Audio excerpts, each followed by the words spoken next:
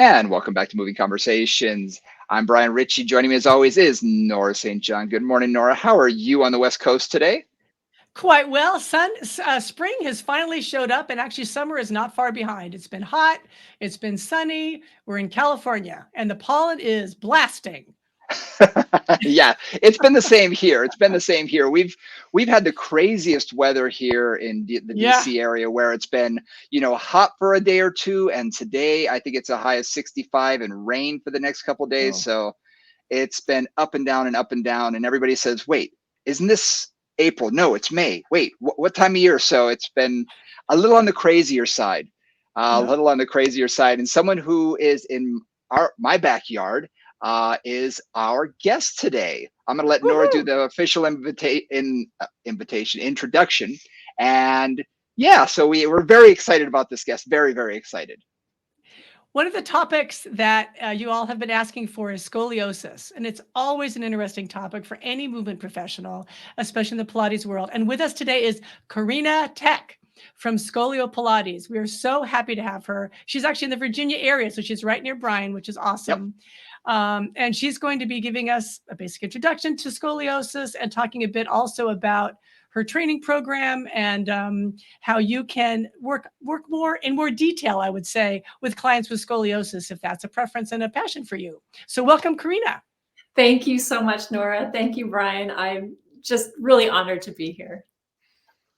It's our pleasure. We are the ones who are honored, because I've been looking forward to this a lot, because when it comes to scoliosis, as Nora and I have talked about, we've worked with it so many times, but we've worked in a very narrow band.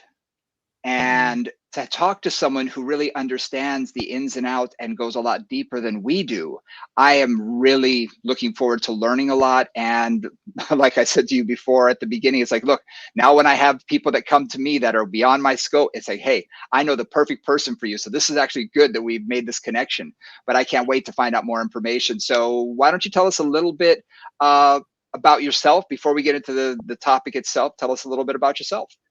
I guess the most pertinent information outside of the fact that most of the time you're going to find me looking a lot grubbier because I'm usually outside, but when I'm not teaching. But the whole scoliosis thing came about because I couldn't walk anymore. And so I kind of hobbled in. Well, it wasn't even a hobble. It was more of a crawl into an orthopedic surgeon's office and said, "Hey, what's going on back here?" And he said, "Well, someday you're going to need surgery." And I said, "Well, how do you know?" He said, "Well, like you'll know." And so that kind of healed. And then I went back 5 years later and I really couldn't walk. I mean, I was it was bad. And so he said, "Oh, by the way, you have scoliosis." And at that time, I'd been dancing for a long time. I'd been teaching Pilates and I was like, "Oh, come on, doesn't everybody have scoliosis?" And I'm pretty sure he kind of looked at me over his glasses, and then I'm pretty sure he wrote in his chart, "grumpy." Because I was really grumpy. And he said, "Well, you need surgery." And I said, "Well, but how do you know?" He said, "Well, because you can't walk, number one. Number two, if you don't have surgery, this is going to be permanent." And I was like, "Well, what do you mean permanent? Like, how long can I wait?" And he said, "Well, you could probably wait a max of 6 weeks before it's like you permanently don't get back use of that right leg." And so I scheduled the surgery for 5 weeks and 6 days later. Wow. Thinking that certainly my leg will come back. But no, it didn't. And so after the surgery, I did in fact get back the use of, or quite a bit of use of, my right leg again. But the pain in my back got so much worse that now I'm teaching as I was before the surgery, lying on the floor of my Pilates studio, and my people were moving on the Cadillac and on the reformer and the chair, and I was directing from my very comfortable spot, not very comfortable spot actually, on the floor of my studio. So this went on for a very long time. This went on for about 18 months. And I decided that this is got to stop. And Yeah. I pulled out Joe Pilates' book and I'm just going to do the mat work. I'm just going to start from the beginning, and I'm tired of being on the floor and doing nothing. And so I actually started working through some of that very classical work. And well, by golly, if it didn't help. I would say that about 20% of my pain was eliminated. Still teaching, lying on the floor, still having a very hard time getting from the studio to the car home. It was quite a time. And Yeah. so I'm getting along, 20% less pain, so I'm doing better. And a mom walks into the studio one day and hands me a book on scoliosis specific exercise. And she said, "Can you teach this to my son?" And I said, "I have no idea what this is."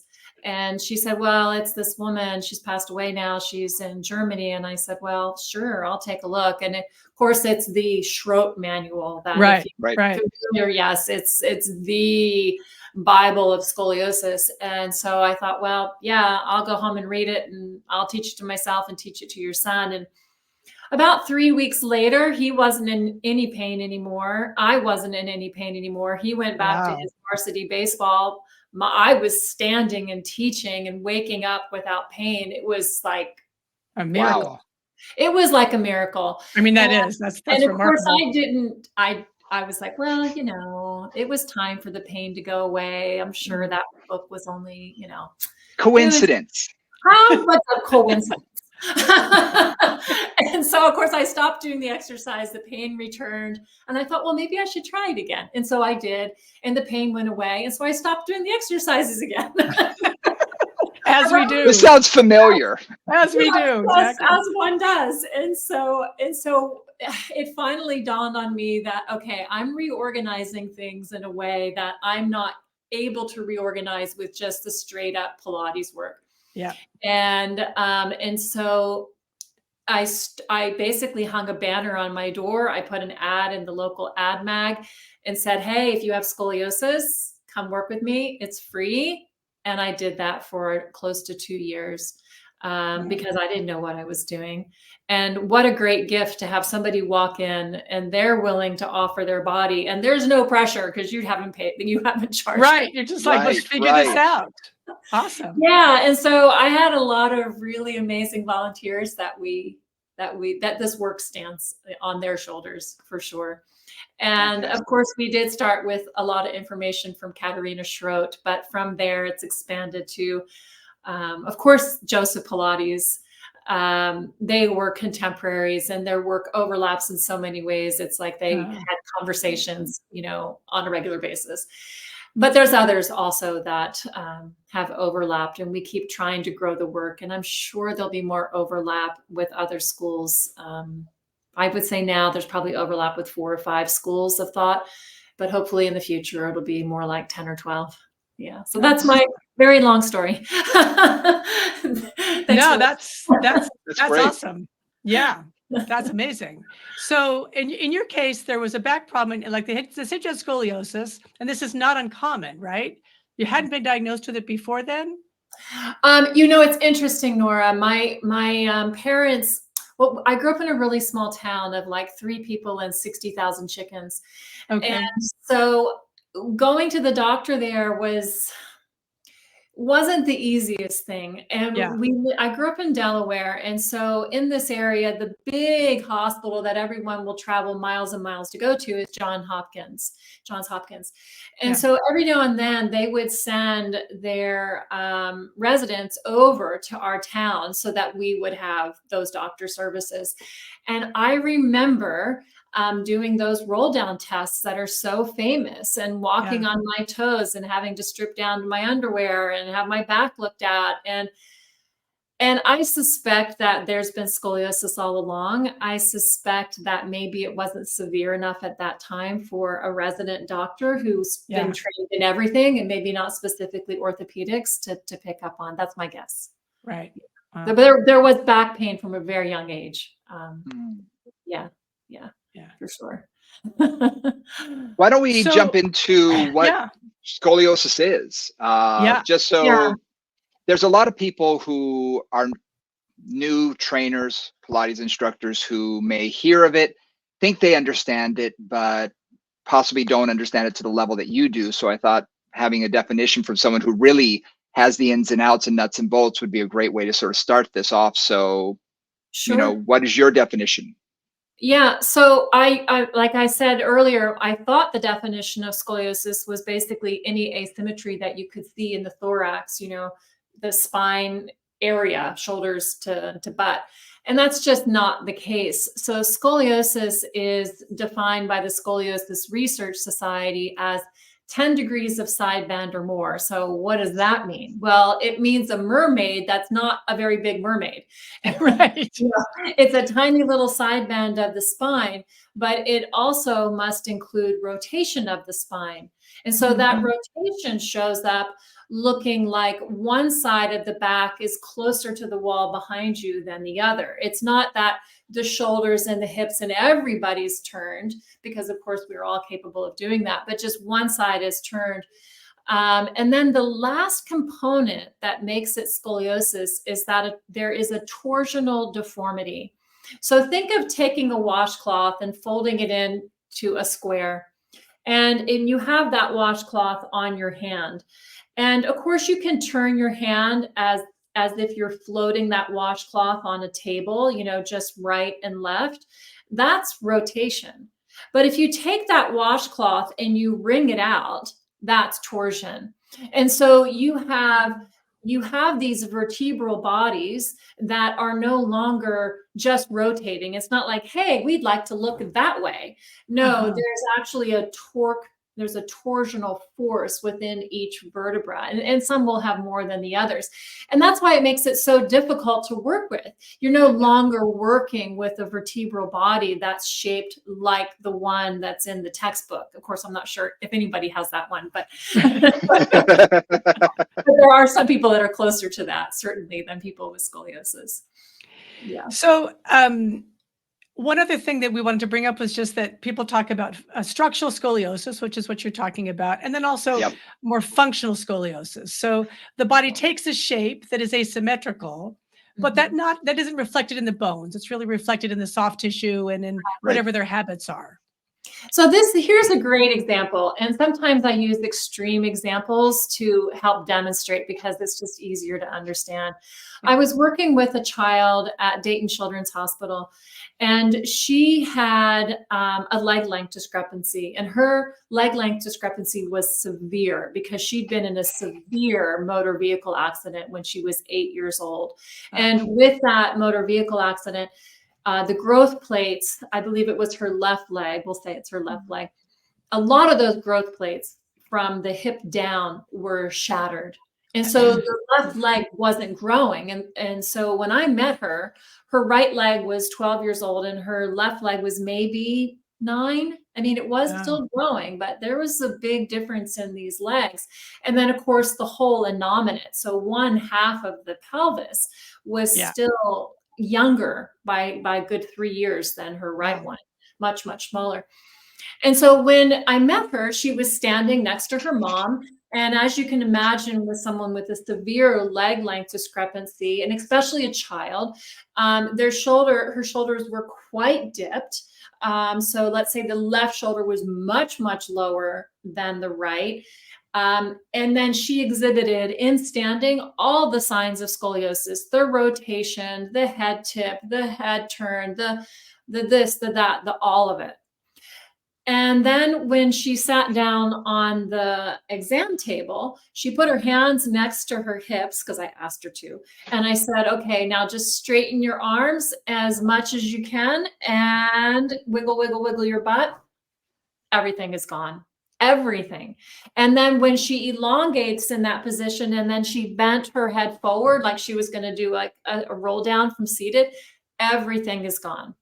And so someone who is structural, you can't shake the scoliosis loose. You're going to bend over, and just the act of bending over is enough elongation, enough stretch, enough traction to pull the spine to straight. It's And that's structural. If it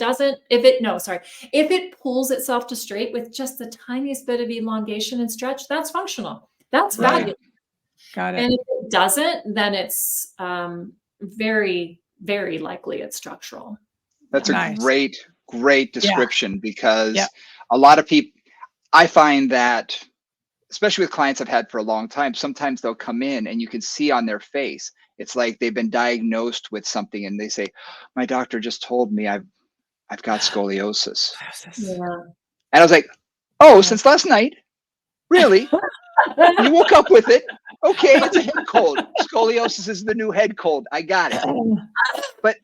But the person was totally active and all of these sort of things. So it's like, okay, you may have a little bit of a curvature, but could that be more caused by environmental, how you've been sitting at your desk? You know, how many of us, I've got a lot of therapists, I'm sure you do too, DC area has a lot, that sit cross a leg and write so their body is turned to the left for hours a day, writing on their opposite knee. And then when they stand up, they're amazed that they have a natural turn toward that side. And you've been doing it for 20 years. Hey, guess what? That's going to become a little permanent. So the doctor may be seeing some of that, but it's not limiting their function. It's not limiting what they can do. It's just some soft tissue issues that need to be addressed and hopefully reverse some out of. But do you see people like that, or are you seeing primarily the person who is more structurally based? These days, I'm seeing mostly structural. But something that you said, Brian, kind of made me think of something. And so I'm going to riff on it just a little bit. Please. And that is, you said, well, it's the therapist who's been doing this for 20 years. And you know, they say that meaning Scoliosis Research Society, that 2 to 3% of the population has scoliosis. Although there's some extremely interesting stats out there that show that almost 40% of women over 40 have a lumbar rotation, which with a side bend, of course, that is translated to scoliosis. And then like 60% of women over the age of like 65 have scoliosis. And with an onset for women like in their 40s, and then when they're looking again in the 60s, most of those scoliosis, what that scoliosis specifically looks like is a change that's happened at L5S1. The hip goes one way, the lumbar goes the other. They both rotate in opposite directions. And it's just over and over and over again, we're seeing this. So it's interesting that, yes, maybe that scoliosis that we're seeing, it's called de novo in adult life, maybe that scoliosis is brought on by a lifetime of habits or something functional that turns structural. It's a big, giant question. Oh, that's very cool, because I've been hearing about things that are kind of between functional and structural, and this explains that. Because somebody's mentioned that to me today. I said, well, what do you mean? Like, how does that work? But that makes perfect sense. So that rotation is in the bones, and it's relatively embedded in the bones. It's not like they can easily move and rotate in both directions. They've got kind of a bias in one direction. Cool. Right. And you could consider that you might have both in the same body. So if we're saying that functional is a scoliosis that stretches away, then certainly you might see a scoliosis in the lumbar spine that absolutely doesn't stretch away, especially for these de novo or older, age.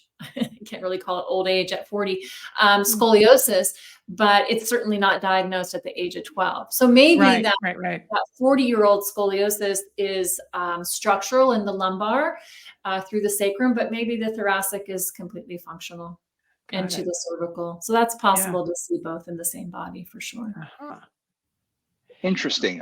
Are you seeing any correlation? Because you said female, you said above 40. Are there any correlations with anything from estrogen changes, hormonal changes, or any of that sort of thing? Is that anything that it could be that's been looked at versus, osteoporosis, size of their bodies? I mean, there's a lot of different, avenues to sort of look at that. And I'm just curious if that's been looked at. There's so many things that need to be looked at. And unfortunately, the scoliosis research money for scoliosis if it doesn't include surgery, is kind of like the research funding for broccoli, you know, so Right. it's like, Got it. yeah. So we know Got it's it. good for you, but more studies need to be done, so many studies. But what I can do is I can answer your question partly. And we do know that for an absolute certainty, osteoporosis and scoliosis are Yeah. definite buddies. Yeah. If you have an osteoporosis fracture, it could absolutely destabilize the spine and lead to scoliosis. The other part of that is that if you've had scoliosis since you were a child, or have had back pain since you were a child, like I have, then perhaps you chose activities during your lifetime that were less physical, maybe more cerebral. And so therefore you're you haven't built up that bone bank per se. Or maybe you had a medication that you had to take for migraines or for an autoimmune. Autoimmune stuff. Yep. Yeah, all of those medications might also lower your bone density, even if your bank account had been quite amazing.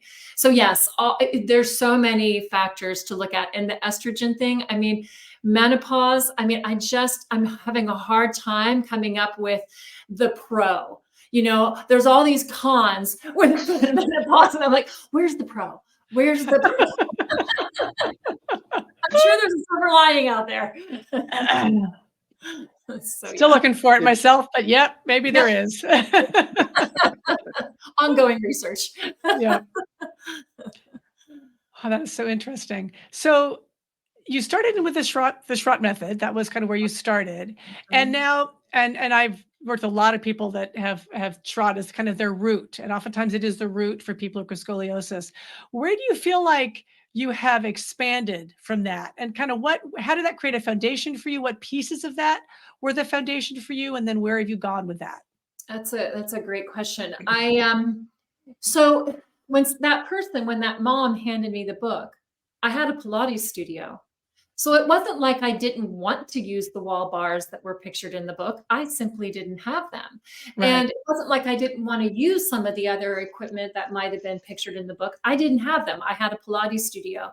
And so immediately the exercises were put onto the Pilates equipment. And the Pilates equipment was a beautiful assistive tool for what I was seeing in the book, and then feeling, you know, the derotations and the coronal plane changes and things like that you see in that stroke manual. It's like, well, okay, how do I make that happen? And how do I use the Pilates equipment? And oh my gosh, is the Pilates equipment perfect for this? And of course, now I have the core line, which is very similar to, you know, the wall bars with the added assistance. And also you could look at it as a challenge of the gliding carts. Yeah. And so from there, it was just one layer at a time came around naturally. Like I remember teaching this one little girl a breathing exercise, and I turned around to her mom to say, "Hey, wasn't that amazing? Your daughter is amazing." And mom was like green. And I was like, "Oh, mom, what's going on here?" And she said, "Oh, I was doing the breathing exercise with my daughter." And I said, "Yeah." And she goes, "I don't feel good." And so it was that day that I was like, I need to know so much more about breathing than I know now. And so I looked into the Bradcliffe work out of New Zealand, and they are fabulous. And then from there, it was, of course, you know, if you're in the Pilates community, you really can't avoid being surrounded by all of the latest information that there is on connective tissue. And so, of course, there's that layer. And then there's the dissections. And both times I did a dissection with Gil Headley, I just happened to have quite a severe scoliosis model each time. And so it was such it was such an incredible learning experience. And so there's all the connective tissue science. And then on top of that, There's the pain science. When you have so many people in so much pain, you need to learn more. And so that's out of the Neuro Orthopedic Institute in Australia. That's David Butler and Lorimer Mosley, and Explain Pain Supercharged, all of those courses. So the layers are certainly continuing, and the studies that come across my desk, I'm fortunate enough that people will just send me the studies. Sometimes I'll go searching, but sometimes they just send them. So I would say that is our very, very strong base. And then we're continuing to branch from there. But yeah, the Pilates equipment, Nora, it sounds like you've looked at the Schroep manual, and you'll see a lot of very static, find your position and breathe there. And what we've, again, from the beginning, because I didn't think we really had an option, but I think it's also my background is movement. And so how do you find the position and how do you get it moving? And the Pilates equipment allows for that. And it's a real freedom. And it's what we get the most positive feedback on from people who have studied other scoliosis specific exercise methods, that they love the freedom that they can move. And we love that too. So if I can dive a little deeper there, it sounds like, Schrott, I know, does a lot of positioning for derotation and using breath and using positioning. And then it sounds like from that basis, in some ways, like from those principles or from those concepts, you then put those into the dynamic environment of the Pilates studio. You can have a spring going this way and a spring going that way. And you can then move within, like from rotation to derotation. And you can kind of, the joy for that for me is then you're training the body of how to do it itself. Yeah, right? absolutely. So not just holding it, but actually training, like how do the muscles actually need to work to get this different posture going? Yeah. Yeah. And one thing that I'm learning is that, so at the very beginning, it was like, okay, find the position and you're going to hold your spine there, but we'll move an arm or we'll move your legs. Right. And now in the past few years or so, what it's been, we call it the Scolio Pilates wiggle, is that let's kind of, your corrections, the right hip has to go back, the hips have to glide this way and blah, blah, blah, blah, blah. But can you wiggle yourself into that position, move, shake it all out, and wiggle yourself back into that position so that your body's kind of finding that freedom of movement within its current capacity, which might change at any moment. Yes. But it's not necessary to find, the apex now and hold it. Right. You can work with it. Yeah. It's like, where am I today? Okay. I know kind of where I need to go. And today my hip's moving, and tomorrow, my hip really isn't doing its part of the job for whatever reason, but I can look at the rest of it to kind of move into that position. Yeah, that's really well said, Nora, because I think there needs to be an enormous amount of respect for where the body is on any given day. Yeah. And I have to, it's easy for me to tell my clients that, hey, I know that your body's a little ticked off today, or maybe chatty is usually the word I use. Your body's a little chatty today, but it doesn't mean you're like sliding downhill. It's a temporary thing. And as soon as whatever it's working through heals, then you'll be right back where you were. And it just takes that little bit of respect to not force things. Yeah. That's awesome. Nice. I want to remind people who we're talking to, Karena Thek is joining us today. I have learned so much. The last 30 minutes have flown by like nobody's business, and I am just eating all this up. So I wanted to reintroduce you in case anyone's forgotten. You are the creator of Scolio Pilates, is that right? Yeah, that's right. Where can people find Scolio Pilates, and if they want to learn more information? We have a lot more to go over. Before we go any further, I thought I want people to be able to look you up and be able to get more information. So it's scoliopilates.com. And you can also find us on Instagram. It's scolio_Pilates. And on YouTube, we do have a YouTube presence, but we haven't kept up with it. You can find lots of new ideas and exercises on Instagram, but the nuts and bolts of who we are is definitely the website. Yeah. Fantastic, fantastic. And our social media is Moving Combos on Instagram. If you want to get in touch with us, suggest anything. And this is where you came in, is we got someone said, please, please, please, please, they emailed us, please cover scoliosis. And Nora and I were both like, well, let's I don't want to find do it. I don't someone. want to do Yeah. So movingcombos@gmail.com is how they got in touch with us, and how, we brought you here is because we like dip our toe into it. You have dove deep. fully into it. So yeah. So like I say, I just wanted to get that out there immediately so we don't, bypass it by the end of the show, because we've gotten pretty deep already and I want to keep going with this.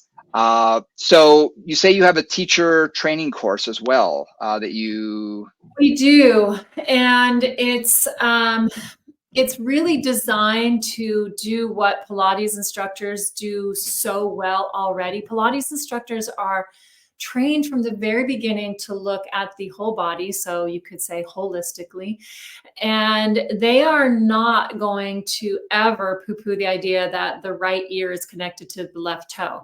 So, and that is really puts Pilates instructors in a really good place coming into this work, because they'll start drawing those connections sooner than someone else who you might have to train that kind of thought process into, which is fantastic. We do actually love both, but it does put Pilates instructors at an advantage. So the teacher training program is 3 modules. And after the second module, we ask for a case study, which is the application to module 3. And the case study is simply 10 visits with a scoliosis client, and it's a very thorough description of those 10 visits.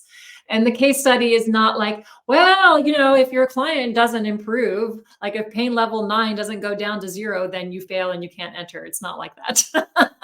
It's really just a way for us to know where your thought process is and where we're going to be able to step in and help you once it comes to module 3. And then module 3, we work together intensely, basically as if it were me and you just working together on our own to cover this information, and how do you understand it and how can I help you to the next level. And then there's a small amount of follow-on work after, and then you're part of the community, and we meet quarterly and we try to stay in touch with each other via a community board and questions and pictures and the whole thing. Yeah. It's been really good. And I want to say, because I've got your website up on my other screen, and it's also, if you're out there and you're listening and you have scoliosis, or you have a client with scoliosis, there's a whole list of practitioners, all over the country that have taken your program, and that you may have access to in your local community. So I just want to put that out there too, because scoliosis, not to put too fine a point on it, but the regular way scoliosis is typically dealt with, it's not always terribly helpful. And one thing I hear from all of the Pilates teachers I know that specialize in this is they are such an invaluable resource in their community, because orthopedic surgeons don't always do very much at all unless it's surgery oriented. Some physical therapists have a specialty in it, but not all of them. So, you really fulfill a very important niche within the physical medicine community in helping clients with scoliosis. Yeah, that's definitely correct. As soon as people find out that you're there, and sometimes all that takes is a blog post, scoliosis care in the smallest town in Delaware. That's where I'm from. Yeah. And so they'll start to find you. There's a real dearth of information still. It's like when I first started, it was hard to find the information. Now, if you start searching, you'll find the information, but you won't necessarily find a practitioner in your town. So the practitioners are what we really, really need right now, are people who carry that information, that wealth of information, to start seeing those asymmetries, and of course, knowing what to do with those asymmetries, because it can be overwhelming if you don't know. You can see it, but you're like, It's complicated. So, to talk a little bit about that, like understanding scoliosis and understanding your client who has scoliosis, or yourself if you've got scoliosis, that's a process. And I think one of the invaluable things a good practitioner can do is just help you understand what's happening in your own body. And it sounds Mm. like you went through a little bit of that in terms of your initial process and your initial getting into the Oh scoliosis my world. gosh, it just took me, yeah, it was like Post-it notes, little odds and ends of papers everywhere. I mean, it was just like I would find those papers stuffed everywhere, just trying to figure it out, just trying to sleuth through it. And yeah, and then finally writing the book, putting that together. I really tried to write it to be like the idiot's guide to scoliosis. So like, hey, if you recognize this, do that. But yeah, it's still complex. It's still complex. It's In worth it. It's worth it, yeah, but it's complex. in anything that we do that involves movement, there can't be an idiot's guide to it because there's so much that goes on with it. Like you said, Right. the left ear connects to the right big toe. Things Yeah. do connect to one another.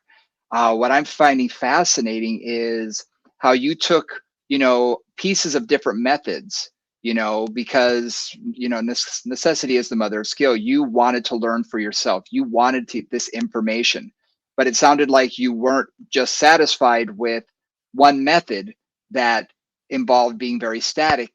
You're a mover, just like Nora and I are movers. And Mhm. most people who listen to this are movers.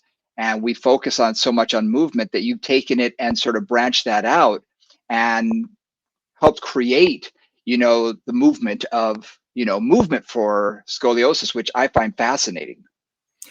Well, thank you for that. Yeah, I think the movement is definitely going to be the key for scoliosis care moving forward. If you look at scoliosis as a science, yes, it's easy to break it down and say, we need to do these 3 corrections in the pelvis, these 2 corrections in the lumbar, these 3 corrections. And you could break it down that way. But how do you do what the body already knows how to do? And that's really been at the crux of my thought process from the very beginning. And what I mean by that is, you can go to SeaWorld or some other show where they have dolphins and whales doing these tricks, and you can see dolphins jumping through hoops and doing these great backflips and dancing on their tails.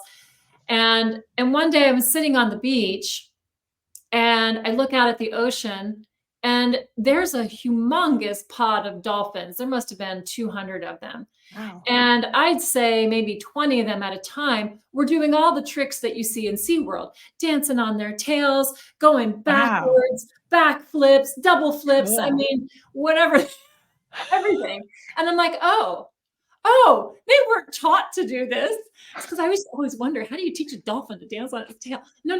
They Yeah. already know how to do that. They're just doing it for a fish, right? Right.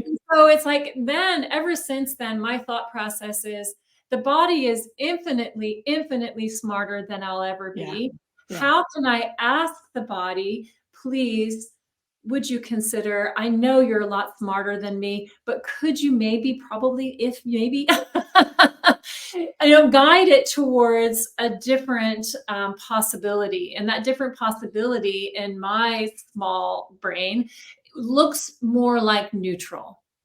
Maybe it isn't, but it looks more like neutral in my training of being a Pilates instructor. And what we do know is that if we can move towards neutral, is that's when the pain just drops like a rock. Yeah.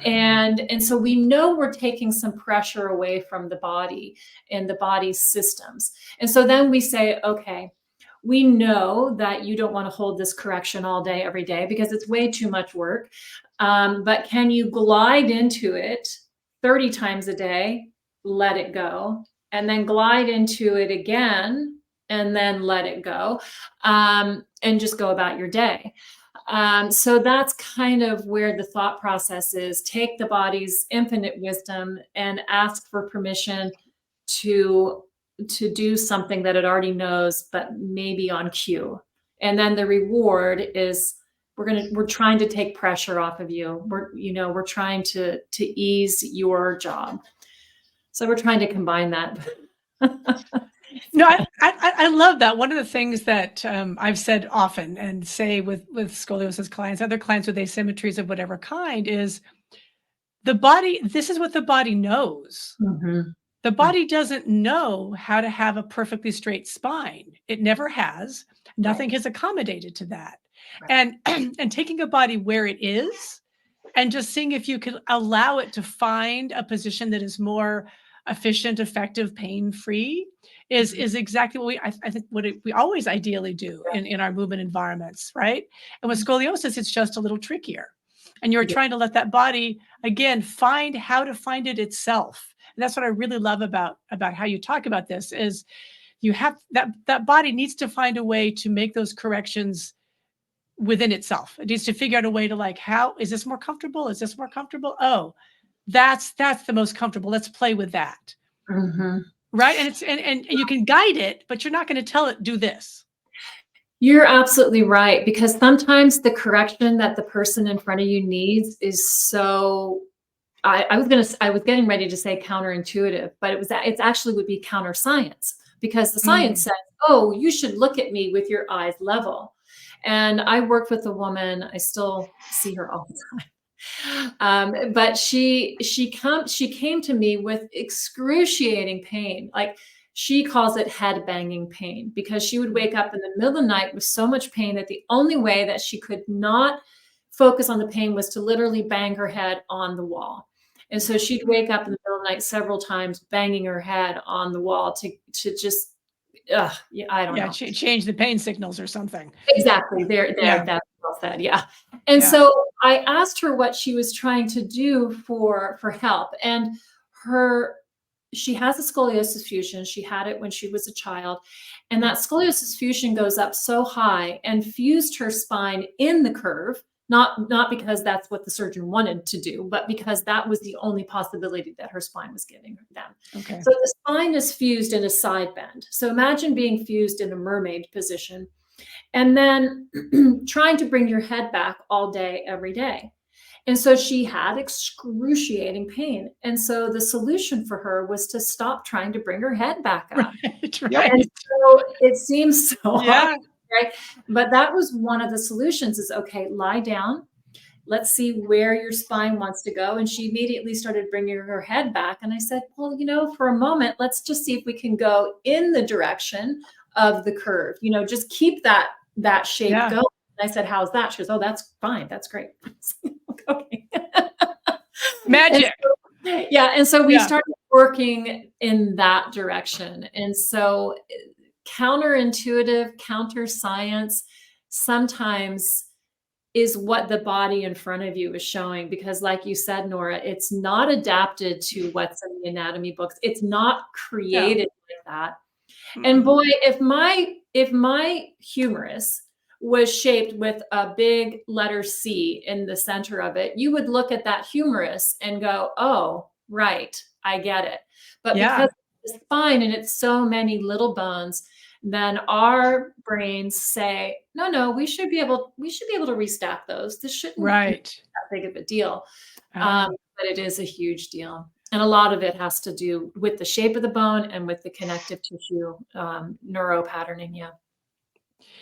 So you just mentioned connective tissue and neuropatterning, and that brings up just something I was thinking is, do you work primarily with younger people, with older people, with all ages in terms of your practice? I do work with all ages.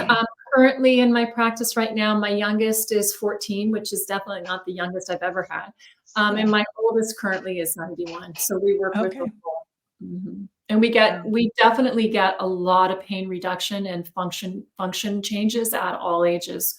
And that's been the gift of following this path. Yeah.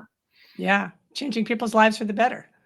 It's right? Well, they're changing their own lives. That's right. Throwing a tiny bit of information their way. Yeah. But I say that all the time with clients, and they always want to put the success on us. And I have to remind them that my job is just pointing them in the right direction and kicking their butt. Yeah. It's their body that's going to make the changes or not. And hopefully the path that I've chosen for them does it as quickly as possible. But they're the one that has to do it. And thinking of that, I was wondering, I'm very big on homework.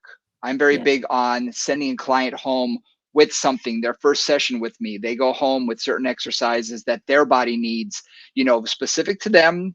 They may be similar to someone else's, but specific to them and what they need. Do you believe in giving people homework to continue So to do during the week? That's so much. much. So we actually call it social cues. And so whenever I see someone the first time, I always tell them, I said, I really hope I get to see you again. But let's imagine that that life is going to happen. I'm never going to see you again. And this is what I'm going to send you home with. And I'll send them home first visit with something that they can do starting 10 times a day, building up to 30 times a day. And what that is it depends on the person. It could be as simple as just imagine, there's space between the vertebrae, that all your vertebrae are hot air balloons and they're just going to wiggle themselves up to the sky. It might be that. It might be layered with 4 or 5 corrections. It just depends on the person. But they are told that they're going to do these corrections 10 times a day, and there's going to be something happening in their lives that's going to remind them. Every time you get water from the fridge, every time you brush your teeth, every time you're standing talking to a client or a patient, if you're walking the dog and the dog stops to smell a bush, which is like every 3 inches. 5 seconds. Yeah, several times. And so there's things that happen in your life. Maybe you push send on an email, so it's time to put your arms on the desk and elongate. But they'll get those social cue exercises on the first visit. And if we're fortunate enough to continue working together, then that social cue exercise will continue to develop and be more refined. And it's in that refinement where we get those like major aha moments where things start to make sense in the body. And when they're able to actually turn to me and say, no, the correction is here. Yeah. And we know we've gotten to the level where they're really tapped into what their body is telling them. Yeah, it's great. Nice. Awesome. It's really great. That's an interesting tell, because in my world, I do medical exercise and post-rehabilitation. And a client even today said, today or this week was the first time, and I realized that I didn't have pain for a few days. And that sort of notice of, it's been a couple of days. It's huge. It's a huge tell for me. Yeah. Because that's like, yes, you didn't have to think about it. It just happened. And then it was like, oh yeah. That constant persistent pain. And I'm wondering if you see the same thing, whether those cues become more natural for the client and then they don't even think about them anymore, or whether their pain is reduced to a significant degree that they're like, oh yeah, I don't even really notice it as much anymore. Are there any specific ones that you're just like, oh, that just touches you inside so much, you're like, yes. Yeah, so there's an exercise, like for example, that we call piano keys. And piano keys is a way of opening up the hollow part of the thoracic. There's one part of the thoracic that's our sticky outy side, and one side that's our hollow side. And the piano key exercise opens up the hollow. And so when I see someone lie down on the table and they go and they immediately switch themselves into piano keys, I'm like, my job is done. You can now be an instructor of scolio Pilates. But it actually happens quite quickly. And because there's a joke that goes around the scoliosis community that all I want for Christmas is both sides of my back to touch the chair at the same time. And so when they feel that for the first time, they're like, oh, this is amazing. And then also, Brian, there's certain things, we call them, obviously you probably have the same thing, but we call them keepers. Like when we do an exercise and it's like the light bulb goes on. Oh yeah. It's like, okay, that's your keeper. And so when they feel that thing at the occiput, or they feel that thing underneath the shoulder blade, or they feel that thing at the front of the hip or the SI joint, these are all really common spots for scoliosis, then they know they just have to like prop those ribs up on an arm, open up that space and move through it. then they're already taking care of themselves. We try to aim for at least one of those to happen on the first visit, but it doesn't always happen. You know, it's That's much more huge. Yeah, process. that's huge. Huge. Yeah, exactly. That's If you Huge. can get a keeper in your first, Mhm. in one of the first, I mean, that's huge. It's huge. Yeah, but I can't really take credit for that. I mean, the science behind scoliosis is important. You know, I say it's important also to move through it, and I think that's the next layer. But we can't move through it without the layers before. And so, finding those nuances, it's very very important. I tell my students who are taking like modules 1 and 2 for the first time, and they're very curious about, well, so is the goal to get back to the Pilates series of 5? And I was like, well, I know. Maybe. maybe. Yeah, maybe. It depends on the person, but it's like this. So imagine you have somebody without scoliosis, and they're going to come to you, and you're going to have them lie down on the mat, and you're going to say, okay, before you do this, before you do the ab prep and lift your head off the floor, what I'd really like you to do is drop your right ear to your right shoulder. Perfect. Now turn your nose to the left. You've got it. Now put your right rib on the floor and take your left rib off. Perfect. Now do a sit up. Now you're ready to do the 100. You know, it's like, I love it. so if you can get them into a position where the abs are actually working harder than the neck, then Yeah. then Pilates 100 Right. series of 5 could be perfect. Right. Love it. Yeah, we often talk about there's not every exercise is for every client, Yeah. you know, Okay. and some clients, you know, fall in love with a certain exercise because they've been doing it for their whole life, but it may not be appropriate for them. And I'm, Truly. you know, and in this situation, there's probably a ton of them that for the client in front of you, it's like, yeah, no, not for you, not today, and maybe never, Maybe. but we don't know. We're gonna have to see how your body changes. Yeah. So we try to divide exercise. I mean, you can divide exercise into a million different categories, but to just speak super broadly for a moment, we try to divide scoliosis exercise into 2 categories. And if this is the whole category, then there's a tiny little sliver over here, which is about a thread wide, which are your scoliosis specific exercises. That's Right. your little thread. Yeah. If your body feels good, then the rest of the world is open to you. Go ride your bike, Nice. go do your Yeah. Pilates series of 5, go swim 2 miles in the ocean. The world is Whatever. open to you. And the stronger you are and the more fit you are and the happier you are, then your life is going to be better and your spine's going to be better for it. If you're in pain and you're struggling, then that one little thread, that one little sliver can make all the difference to the rest of it. And so Nice. if your client, if their whole exercise life is centered around Pilates, then yeah, go ahead and do the series of 5 as long as it doesn't hurt.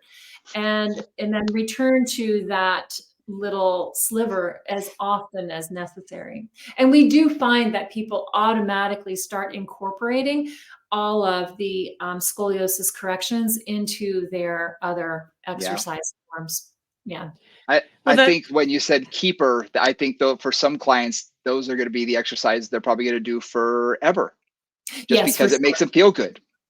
That's right. And when I say they have to do it 30 times a day, eventually they're doing it more than that.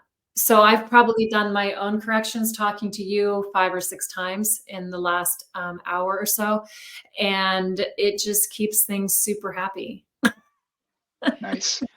What I think I'm loving the most about this conversation and your approach is, yes, you have guidance. Yes, you have information. Yes, you have stuff to give them that's specific, and that you're trying to get them to understand their structure so that they can then make different choices about it. And then you give them the tools to make those different choices. Then they're reinforced by, oh, that feels better.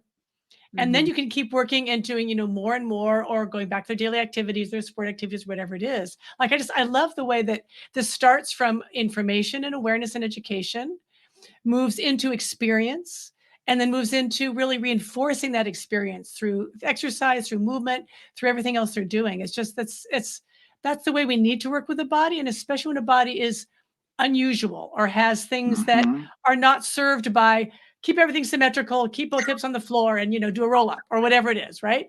Like that's not going to work here. So how do you get that other piece in there? I love that. How do I say that again? Was that a question? I just said this, no, I just said you bring that other piece in. You really bring that empowerment in. I love it. Yeah. Thank you. Yeah. The thing that I'm struck by that I try and bring to my studio, and I know Nora does with the clients she's worked with, is listening to the client in the body in front of you. Yeah. Because that's the body that you have to help at that moment. And if you listen, if you're really clear on your intention and you're listening, then it'll talk to you and it'll guide you and it'll tell you where you need to go. And all of your background information, all of the stuff that you've learned will feed that and help guide you in that direction. But realistically, it's listening to that body in front of you, to the 14-year-old who can't do certain things, or the 75-year-old who just wants to be able to, sit in a chair without pain, to listen, respond, and be able to help those people. I think that's wonderful. Yeah, I think that's something that the Pilates work has really driven home for me, and some of the other things that I've studied. And when you work with these elite practitioners and you watch them work, they are profound listeners. And they are, yes, they have a big toolbox. There is no doubt about it. I wouldn't want to come up against that toolbox, but they are profound listeners. And like you said, Brian, it can be the words, it can be the movement that you're being shown.